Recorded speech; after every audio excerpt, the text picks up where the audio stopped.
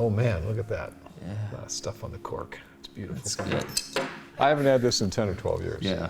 So I thought it'd be kind of fun to see how it's doing, and I thought it'd be fun to do it with you. Well, thank you. Since 1999, God. Since the wine is kind of named in your honor, which you don't like to talk about, but I can talk about it. All right. Oh, 99. Color? That's a little... A 20-year-old wine. Brick red? Yeah, yeah. But wow, look at that aroma. That's a pretty nose. Yeah.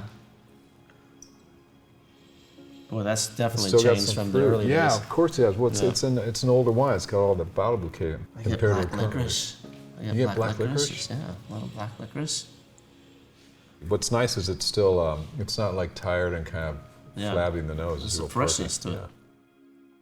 Do you remember this wine when we put it in the bottle? Oh, how big it was? massive. Yeah. We were, Black purple color and tannins. And you wanted to release it on my birthday, so we had did to release push it on your birthday Well, thank you very much. because Relentless, the story behind it is this wine is in honor of this guy right here, Elias Fernandez, and his relentless pursuit of quality, because he is one heck of a relentless winemaker, and for over 35, 40 years he's been making stunning wines. So to you, my friend. Well, thank you. Thank You're you. welcome. What happened in? Oh, here we go. 99. What happened in '99? I remember. September, You do? Yeah, because September was pretty hot. And I Okay. remember because we make Cabernet too, and I remember walking Cabernet vineyards and going, "Wow, it's getting hot." That's but, right. this was our first vintage, so Right. we were excited about Syrah, so we're really focusing, and then we're watching it. The grapes were plump, and then all of a sudden they went. They started to shrivel a little bit. That's right. And that's when you pick Syrah, we learned. So we hustled to pick Syrah in the middle of some Cabernet. Well, I remember because we weren't familiar with it, so we thought, oh, did we let it go too far? And it turned out that's the time to pick it. Yeah. When it starts to shrivel a little bit. Right, a little bag. It's called bagging them. Do you remember? Do you remember when we came up with the idea? We were at. That's going back before '99. Right. So that's going back. It was 3 years before that. 94, 95. Right. No. How'd that? I can't remember. Well, we had a piece of land that we Right. wanted to develop. We weren't sure what we were gonna put in there, and you said, we need to go to lunch somewhere and kind of talk this out, and so one day you called me up, hey, we're gonna do lunch today, and let's talk about what we're gonna plant. So I do remember that because that lunch kind of was one of those times it went into dinner. Yeah. A little bit? Yeah. Okay. Yeah. All right. So the story is, Elias and I are making wines for years together, and every once in a while we have a chance to go out and have a cold beer and have dinner somewhere. And we wouldn't drink Chardonnay and Cabernet. We're drinking other wines: Pinot, Syrah, Barbera, Zinfandel, Chianti, Bordeaux. And numerous times we'd end up having a bottle of Syrah, and we just fell in love with it. And this occasion was one of them. So that's where the idea hatched. yeah, and we talked about what are the noble grapes of the world, and we said Syrah was one of them. Right. But then we also made a decision not to make it 100% Syrah.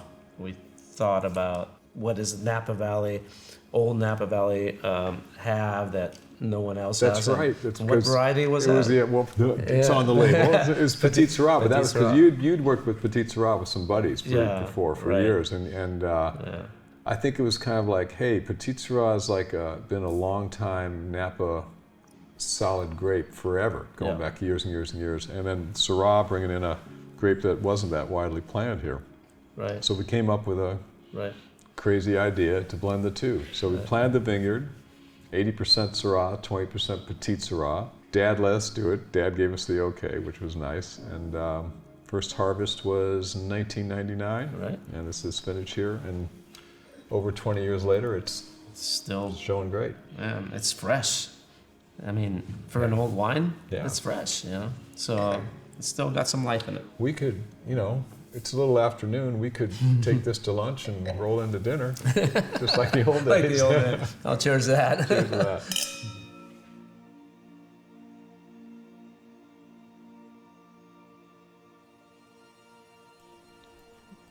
Now what are you opening up? This is the 2008. Oh, wow. So where were you in 2008? Well, here making this stuff, pretty much. Look, another cork. God, that 99 cork. Look at that one. It's gorgeous. Okay, this will be fun. I haven't had this in a while. Right. Oh, God. 2008. 2008. That Just vintage. like just like yesterday, just 14 years ago. It's still got a lot of fruit. Yeah. It's amazing how these wines have softened up, Mm-hmm. you know, with time. Time does wonders with Syrah, I think. With our, you know, Relentless. Because early on, they're pretty tan. They're bit, yeah. You should wait a little bit, or decant the wine. You know, if you're going to have a young Relentless, decant it because it really helps, you know, open it up. So That's true. yeah. And this one, I noticed when I pulled the cork, 75-25. 75 Syrah, 25 Petite Syrah, which is very similar to the 2018. Right. You know, the 30 months in New Oak, you don't taste it like it's oaky. No, you know, I don't. It really bugs me because I always thought that was just too much time in oak, but you insisted. Yeah. So, well, we need to so soften it up a little bit. You were right. Well, I tried to I think be sometimes. Nah, it's a beautiful wine. Congrats. But you know, it's almost a little bit too old for me. You're killing me. You're killing me. No, I mean, I get it. It's really pretty, but it's just like it's you know, it's a fruit bottle bouquet balance, you know, and you know, and I like more fruit than age, and Elias and I don't agree all the time. This one's kind of there, so it's lovely. Okay. I mean, okay. Can I have all of your old Relentless, and you can have my new? Yes, you can. I'll trade you. All right. But I don't know. But for me, it's just a little I bit get it. almost, I get it. I mean, that's the beauty of wine, right? I know, well, yeah, but you so know, talk choices. to me. What are you liking about this? So, what I like is in transition. This wine is in transition from its youth, where you get that, you know, fresh black pepper spiciness, and it's starting to get more gamey and licorice and forest floor aromas, which I enjoy. Which you like. Yeah, Okay. which I like, and I really enjoy these types of wines with food.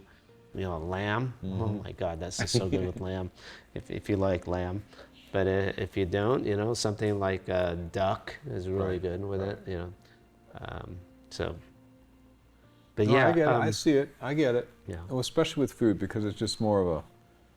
Well, it adds to the complexity and it's of the subtler. flavors, It's right. subtler. When the wines are younger, they're a little more. Right. They kind of Overpowering. Right. Right. All right. Okay, I will work hard at having a more open mind to older wines. Okay. I promise. All right. I promise. want to see that. Okay. So what do we have in there? Well, 2018 Relentless. Isn't that a little young? No, That's never too young. it's not too young. Help me, I can't remember. It was like 4 years ago. What happened in 18? All I remember about 18 was this, it was it's a lot of fruit. Right. The fruit just kept coming and coming and coming. Right. But what else was going on that year? To me, it's one of the great vintages of the, you know, Napa Valley, really typical, you know, growing season for the great vintages, cool great vintages, such as 2001. Great canopies, a lot of fruit on the vines, everything sets perfectly. That's right, it was good set. I remember this, we thought it was going to be heavy, and then it was even heavier. Right. Yeah. And we dropped a lot of fruit. Dropped a you lot. know, to try to concentrate stuff, and But it was all good. it's all good. Everything was good. Yeah, and there was a lot of it, and the winery filled up. This is really pretty. I get a ton of pepper in the mouth. Yeah, I get that pepper. I also get a little bit of spiciness, a little anise in the aroma, a little gaminess and so. But That's right, that smoked meat thing. yeah. And this one's 74% Syrah, 26 Petite Syrah. Correct. Yeah. So a pretty good slug of Petite Syrah this year. Right. I mean, again, the vintage allowed that Petite Syrah tannin to soften up, so we were able to blend more into it and make the wine even more colorful. Okay, yeah, that's why, rich. because usually we don't use as much petite. It makes sense, Yeah. because we don't want it to overpower, because it's just real juicy in the mouth, Right. and the tannins don't hit you hard. I mean, it's a big wine, but it's not like. Right. Nice job, man. Well, let's review. So, to review, youngest, middle, oldest. Right. Gorgeous, new release, love it, a lot of potential. Right. Middle age, you like it. 99, it's just so cool. What do you think? Well, this is what you got to look forward to if you age, Relentless. You have changes in the aroma, changes in the tannin structure, because when they're young, they're big, and they're they're a little bit hard. But the 18 being the vintage it is, it's a little softer and voluptuous. So I see it, coming around maybe a little sooner than these two. But with age, you're going to get a lot of complexity. So. I'm excited about what's going on with Relentless. So the vineyard's older now, I know. and just giving us a lot of flavors and richness to work with. So God, every year, isn't it fun? Isn't it great? yeah, Nice job. cheers to that.